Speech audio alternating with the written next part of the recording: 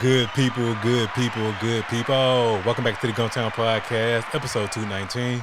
I'm Doug B. If you tuned in to this podcast, thank you for your time and your attention. I really appreciate you giving it a shot. Today's guest is the founder and owner of Suave Barber and Style. I'm looking forward to this conversation, and I'm sure we'll all be inspired by his story. Let's chop it up with Yahuda Israel.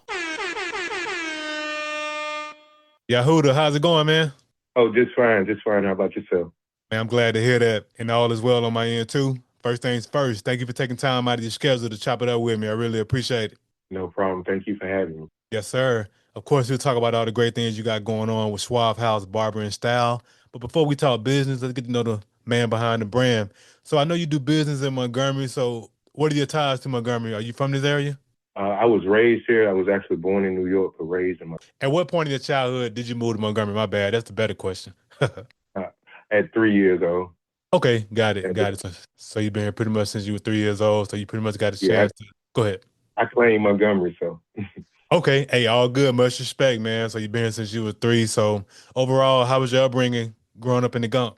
I mean, I loved it here. I wouldn't trade it for the world. Even Okay. though it changed a bit since then, but I loved it growing up here. Yeah, man, I definitely understand that, man. So overall, just growing up in the Gump, that you love it. So it sounds like you had a pretty good family unit, a pretty good village when you were growing up. Yes, yes, I did. Okay. Hey, that's what it takes, man. Got to have that village and instill them principles and hold us accountable and keep us in line. Most definitely. Cool, man. So I once you, believe in it. sir? Oh, I was just saying I believe in the same. Yes, sir. Absolutely. So after you grew up in Montgomery and do all your schooling here and all that good stuff. So when you finish up high school, did you go to college, military, or did you go right to work? Actually, I went to college for a year, but I left college to start cutting hair, and Okay. I've been And doing that ever since. okay, good stuff. What school did you go to for that year? Well, it was JP Tech back then. It's Trenum now. Got it. So you got a chance to go to Trinidad for a year and then you started cutting hair. So when did you first discover you had this gift for barbering? Oh, I've been cutting hair since I was 14. Oh wow. So as a teenager, like man, that's a great gift to have, man. Especially at that age, man, be able to make some money and put some money in your pocket and got a skill set that you could always use for life. Oh yeah. Well, I actually learned cutting my own hair because we were stable, but we didn't have much money. So when I got old enough to, start feeling myself, I wanted to look like what I wanted to look like. So I had to learn to cut my own hair to keep it up, I definitely and it just understand took that, off man. from there. Definitely understand that, man. Hey, when your back is up against the wall and you don't have the resources, like you have to be resourceful and start within. It sounds like Exactly.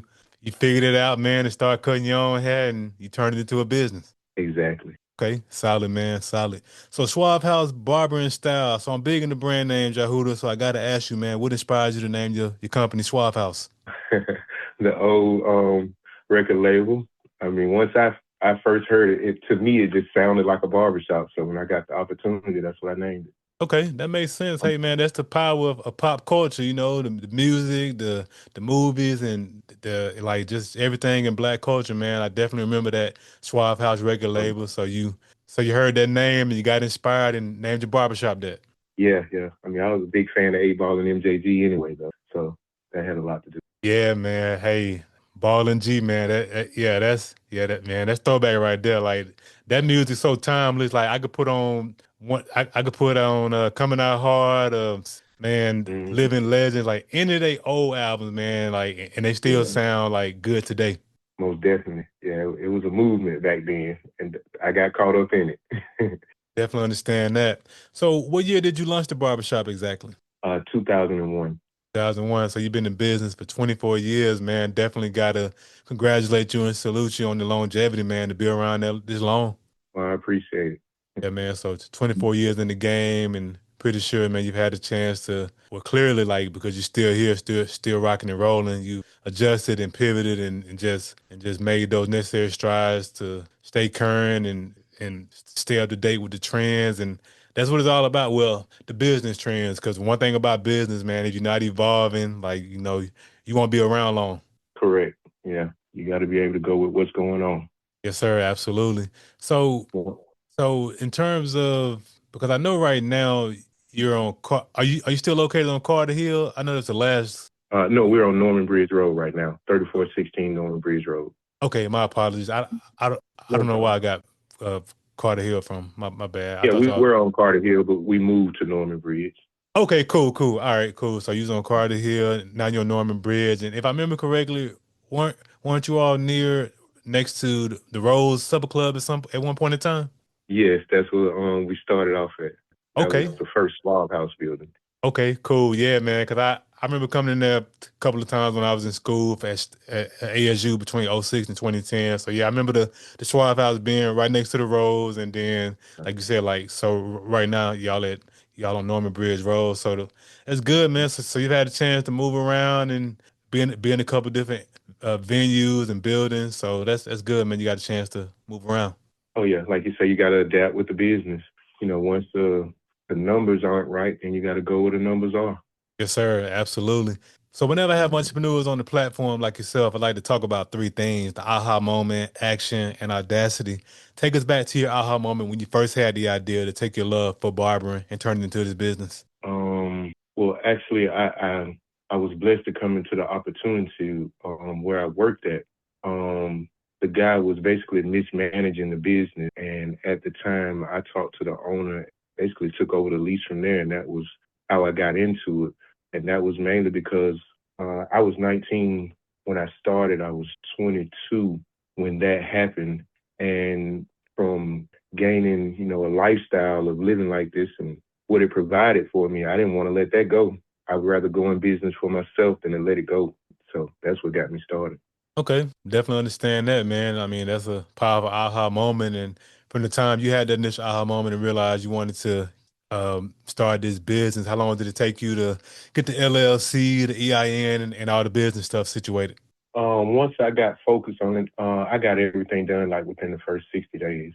It Okay, didn't take that's long. okay. That's what I'm talking about. You got right to it. You ain't sit around overthinking, overanalyzing. You got right to it and put action behind the idea and made it happen. Exactly. Yeah, that's one of my things. I have a little saying that goes, you got to focus in order to follow through so you can finish what you started. Once Mm, you get started, yeah, you stay focused and you'll make it. mm. I like that, man. That's powerful. That's what it's all about, man. Finishing what you start. And the cool thing about it, Yahuda, is if you finish what you start, you may not necessarily get the desired result all the time, but you'll learn some valuable lessons that you wouldn't have learned if you didn't finish. Correct.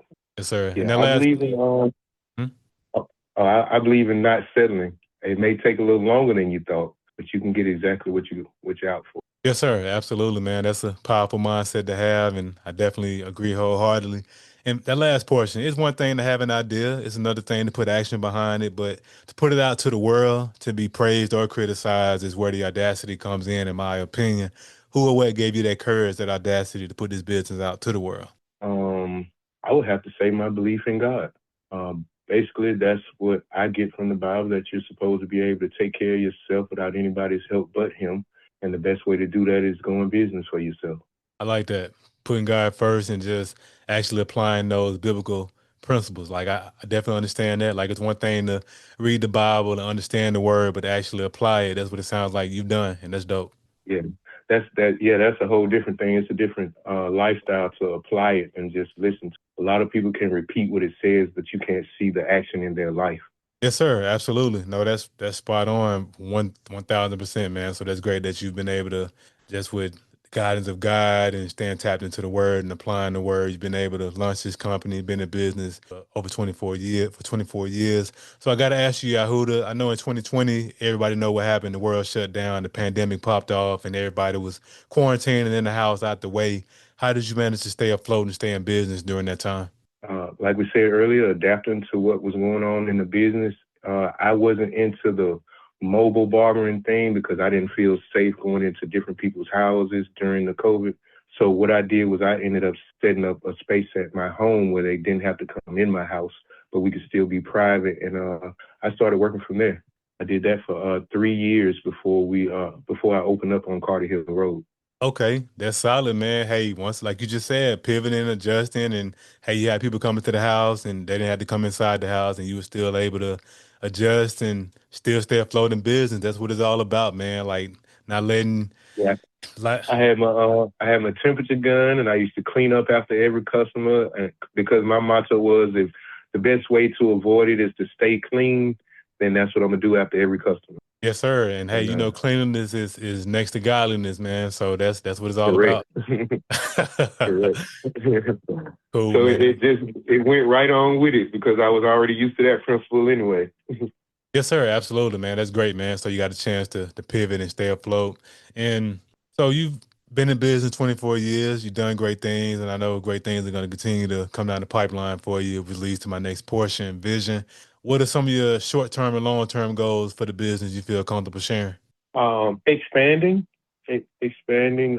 Once again, I say I go by the principles, and I believe that we were all built, were made to build our own kingdoms, and a kingdom is judged by the land that it controls. The expansion. So that's what I want to do. Add on to my kingdom. Hey, that's solid right there. Continue to expand, add on to the kingdom. And hey, just hearing you talk, man, with that passion, that conviction, and being willing to step out there and make it happen, I have no doubt you'll continue to expand and do great things. I really appreciate it. I wish the same for you. Yes, sir. So as you wrap up the podcast, Yahuda, I want to ask $1 million question. I started this podcast because I wanted to highlight the greatness connected to the city of Montgomery. Whether you were born here or lived here for a significant period of your life, be it college, military, or work, you being a hometown hero, I got to ask you, what do you appreciate the most about the city of Montgomery? What I appreciate the most, I guess I say the southern charm because I've traveled, I've been a lot of places, and there is nothing like the South. I promise you, just the environment, the people, the attitude, all of that. I love the South, and Montgomery is a perfect example of what the South has to offer. Yes, sir. Spot So, on, man. That Southern hospitality is nothing like it. It's top tier. yes, sir, I agree completely. Good stuff. So, Yahuda, how can the people connect with you? What are your social media handles? They can reach me at Suave House Barber and Style on Facebook. I'm also under my name, Yahuda Israel, and that's the same on all platforms. Uh, Suave House and Yahuda Israel is on Facebook, Instagram, TikTok, and Snapchat. Okay, too easy. And of course, I'll put all of that contact information in the description of the episode. Yahuda, thanks again for the conversation, man. I really appreciate you. I really appreciate you having me. Yes, sir. Good people, that concludes another dope episode of the Gumptown Podcast. In the meantime, in between time, y'all know what to do. Be blessed, be safe, but most importantly, have the audacity to be you. Go on.